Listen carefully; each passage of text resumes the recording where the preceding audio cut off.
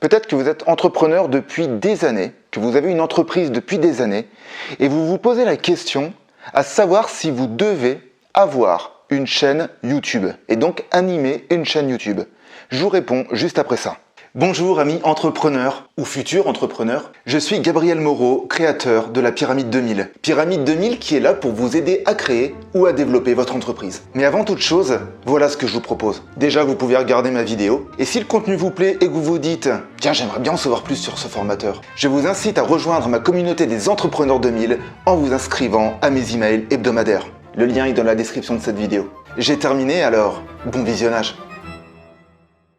En 2007, j'étais commercial, je travaillais pour une entreprise qui commercialisait de la quincaillerie de bâtiments.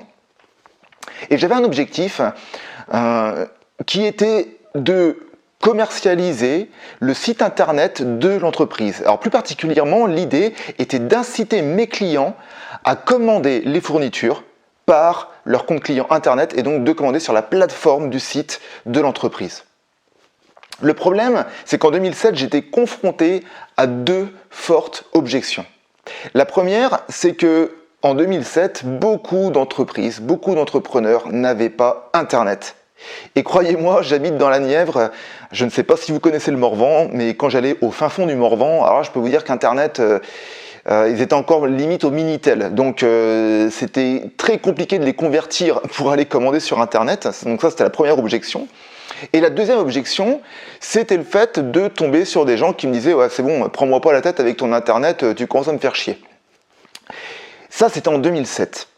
Ce qu'il faut comprendre, c'est qu'en 2007, il y avait environ 45% des Français qui étaient des utilisateurs d'Internet. En 2007. En 2018, nous étions près de 85% à utiliser Internet. Ça veut dire que ce chiffre a doublé en un petit peu plus de 10 ans. Donc j'ose même imaginer que là aujourd'hui en 2020, on doit être à 87-88%, parce que ça continue d'augmenter. J'ai fait quelques recherches, ça continue d'augmenter. Donc ce qui veut dire que le risque en fait qu'il y a eu pour ces personnes-là, parce que ces personnes qui étaient justement, qui mettaient un frein à passer par ce côté de digitalisation des achats, eh bien quelque part n'ont pas forcément pris le wagon en marche et se sont retrouvés un petit peu à la traîne parce que au bout d'un moment, quoi qu'il arrive, on s'aperçoit bien que Internet est présent dans nos vies et que c'est un outil qui fait partie de notre vie. Pour prendre un exemple, je vais prendre l'exemple de la voiture. Quand on voit qu'aujourd'hui il y a de plus en plus, je n'ai pas de chiffre à vous donner, mais qu'il y a de plus en plus de ménages qui ont 2 voitures par ménage. Je ne sais pas si dans les années au début de 1900, enfin de la création du véhicule, en tout cas les personnes qui pouvaient s'acheter des véhicules, ça se trouve il y en a plein qui se disaient bah, attends moi je reste avec mes chevaux, les véhicules c'est pas pour demain pour moi quoi, j'ai pas envie d'avoir ça chez moi. Mais le constat est là, on est quand même dans un système, on est dans une matrice comme j'aime bien dire, et donc du coup on avance. Donc au bout d'un moment c'est soit on surfe sur la vague et on avance comme ça, en se laissant porter par le courant et en étant intelligent aussi en même temps, ou soit on va contre la vague et au bout d'un moment ça peut se retourner contre nous. Et là on le voit bien parce qu'avec ce qui s'est passé et ce qui se passe toujours avec la crise que l'on peut vivre, cette crise du coronavirus, eh bien on s'aperçoit que les entreprises qui n'ont pas digitalisé leur action ou ce qu'elles peuvent proposer ou même leur communication, eh bien du coup c'est un point faible pour l'entreprise. Donc ça, c'était la chose que je voulais vous dire. Alors du coup, je vais vous donner aujourd'hui 3 raisons pour lesquelles vous devez créer votre chaîne YouTube. Pour vous parler très rapidement de mon témoignage, j'ai créé ma chaîne YouTube en 2006. Au départ, c'était pour communiquer sur en fait ma notoriété, on va dire comme ça. C'est plutôt de la communication pour se faire connaître. Et aujourd'hui, ça fait 4 ans et je peux vous dire que je ne le regrette aucunement. Alors justement, je vais vous dire pourquoi je ne le regrette pas et pourquoi vous devez créer une chaîne YouTube. Alors quand je dis vous devez, je ne suis pas donneur d'ordre, c'est pas ça, mais c'est juste voilà, que je veux vous influencer pour comprendre que c'est important. Alors la première raison, c'est que YouTube est une réelle opportunité de communiquer gratuitement. Et ça, je le répète, YouTube est une véritable opportunité pour une entreprise de communiquer gratuitement. Et quand je dis communiquer, qu'est-ce que vous allez communiquer? Eh bien, vous pouvez communiquer des conseils Je prendrai un exemple, quand je vendais de la fourniture industrielle, eh bien peut-être que j'aurais pu faire une ou deux vidéos de mes artisans qui montrent comment ils utilisent mes produits. C'est une idée. Mais en tout cas, c'est juste pour dire que vous montrez par la vidéo le professionnalisme de votre activité. Donc ça, c'est la première chose.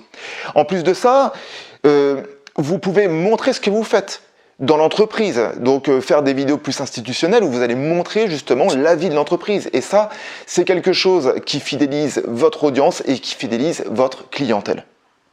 Le deuxième point, c'est de faire un lien avec votre site internet. Parce que j'ose imaginer que même si aujourd'hui, peut-être que vous n'avez pas de chaîne YouTube, mais j'espère que vous avez un site internet, et si vous en avez un, et bien du coup, vous pouvez faire le lien.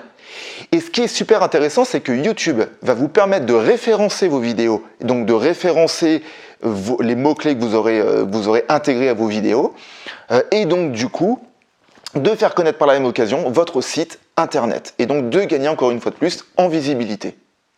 Je vais vous donner un exemple hyper concret. J'ai fait une vidéo il y a, je crois comme ça, 3 ans en arrière, sur l'écoute active. Cette vidéo au début, elle n'a rien donné. Je crois qu'au bout de 5-6 mois, elle devait être à 200 vues. C'est une vidéo donc du coup qui n'a trop rien donné. Aujourd'hui, c'est une vidéo qui a presque 12 000 vues. Pour faire simple, elle fait environ 500 vues par mois. Et bien clairement, en termes de publicité, gratuite, je le rappelle, faire 500 vues par mois, je trouve ça juste énorme. Alors, c'est peut-être pas beaucoup pour certains, des infopreneurs qui sont à fond dedans, qui vont faire peut-être des milliers de vues, mais en tout cas, croyez-moi que 500 vues par mois, gratuites comme ça, qui arrivent, eh bien, c'est quand même une sacrée opportunité en termes de référencement. Et le troisième avantage que j'ai aussi, eh bien, c'est le fait d'élargir votre audience, parce que forcément, il y a des personnes qui vont vous découvrir. D'ailleurs, peut-être que c'est votre cas, vous êtes sur ma chaîne YouTube, vous me découvrez. Eh bien, du coup, pour vous, ce sera pareil. Ça permettra à votre audience de vous découvrir, d'élargir votre audience, et en plus de ça, peut-être d'attirer des potentiels acheteurs. Parce que ça, c'est le but aussi, hein. On est là pour faire du commerce, quoi qu'il arrive, en tant qu'entrepreneur, et il ne faut pas en avoir honte. Et l'autre idée, va être de créer un lien authentique avec votre audience, parce que si elle vous suit régulièrement, eh bien forcément vous pourrez aussi communiquer avec elle, lui demander par la même occasion peut-être des améliorations sur votre contenu, sur ce que vous proposez dans vos offres, etc., etc. Donc je répète les 3 raisons pour lesquelles vous devez, à mon sens, créer votre chaîne YouTube.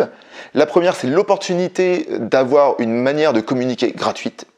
La deuxième, c'est de faire un lien entre votre site internet et de gagner en référencement. Et le troisième point, c'est d'élargir votre audience et surtout de la fidéliser. Et de la faire participer aussi, j'ai envie de rajouter ça, de la faire participer au développement de votre structure. Voilà, j'espère que cette vidéo vous a plu, j'espère vous retrouver dans mes emails hebdomadaires, et en attendant, sinon prenez soin de vous, développez bien votre entreprise, et je vous dis à bientôt, ciao.